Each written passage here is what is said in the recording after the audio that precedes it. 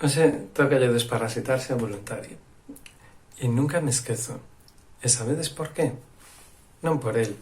El pode ter pequenas cantidades de parásitos de vez en cando e probablemente non lle pase nada porque está forte. Pero hai certo peligro para as persoas.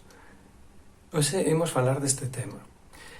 En veterinario de familia, unha canle daqueles para os cales os animais son tan importantes que forman parte da súa familia. Mira a pasar un ratiño en familia con Guillermo Campos.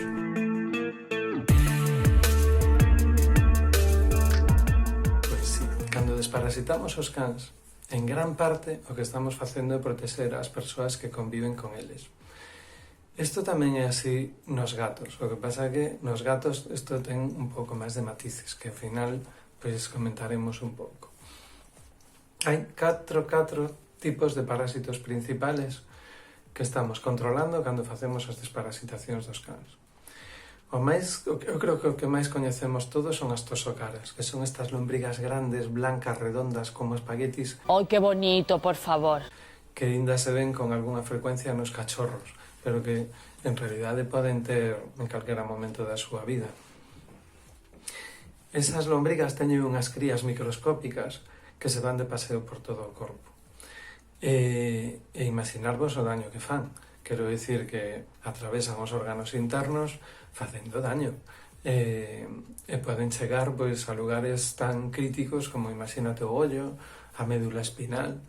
Cando os cachorriños se poñen fatal porque teñen lombrigas, bueno, é certo que un dos motivos que poden causalo é que se faga unha lea de lombrigas e faga unha obstrucción intestinal.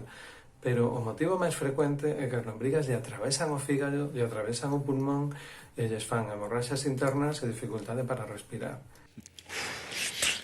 E cando se poñen fatal, é frecuentemente máis por eso que polo propio efecto das lombrigas no intestino.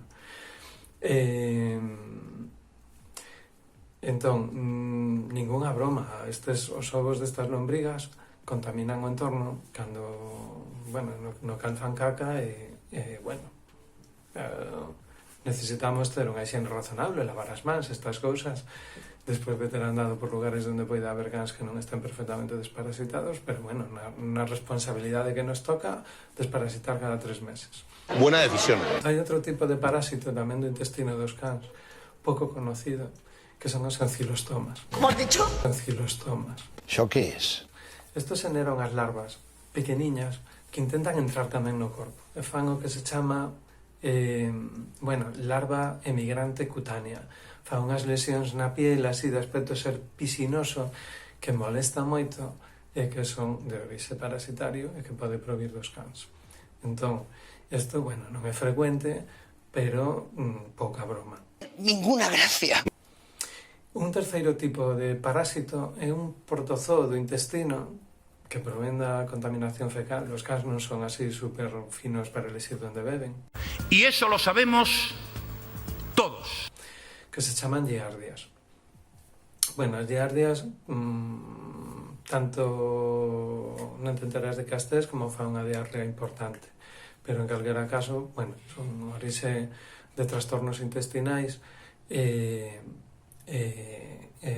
hai algúns antiparasitarios dos que usamos nos cans que se eliminan, pero o que temos ter sobre todo cuidado de que, porque non todos o fan, temos que ter sobre todo cuidado de que os cans non poidan beber en aguas contaminadas de fecales.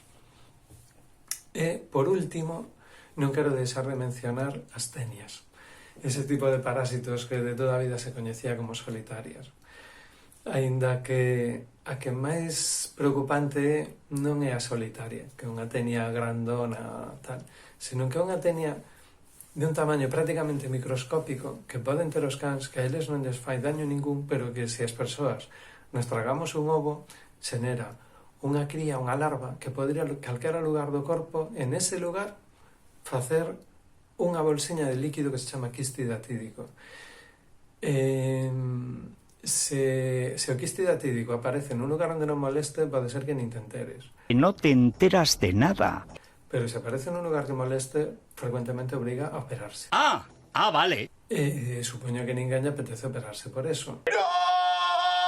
Entón, é raro, pero non excepcionalmente raro. Quero decir, nos 25 anos que levo de veterinario xa coñecín a 3 persoas que se tuveron que operar.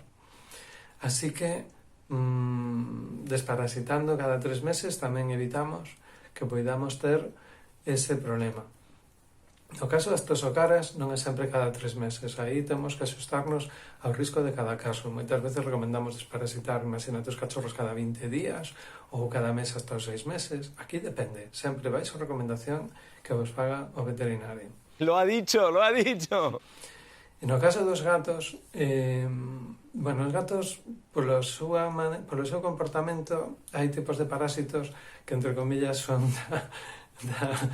da mala hixiene, que teñen menos tendencia a ter, pero bueno, teñen como os cans ou máis, e tamén poden ter un protozoo que se chama tosoplasma, que ao mellor vos sona porque pode facer malformacións fetais en caso de que o adquira unha mamá cando ten o bebé na súa barriguinha. Así que, neste caso, hai que tomar precaucións. O contagio é fecal oral, de maneira que as embarazadas non teñen que ser as que anden limpiando as bandexas dos gatos. Jamás. Aos gatos pode facerse unha proba para saber se teñen a tosoplasma e saber se temos que tomar máis ou menos precaucións, pero se o facemos ben non temos por que desfacernos dun gato.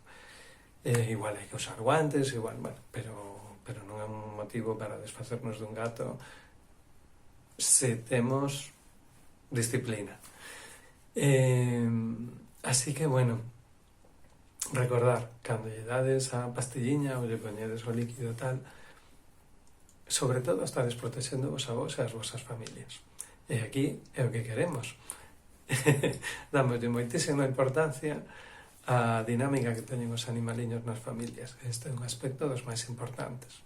Creo. Vos non estades de acordo?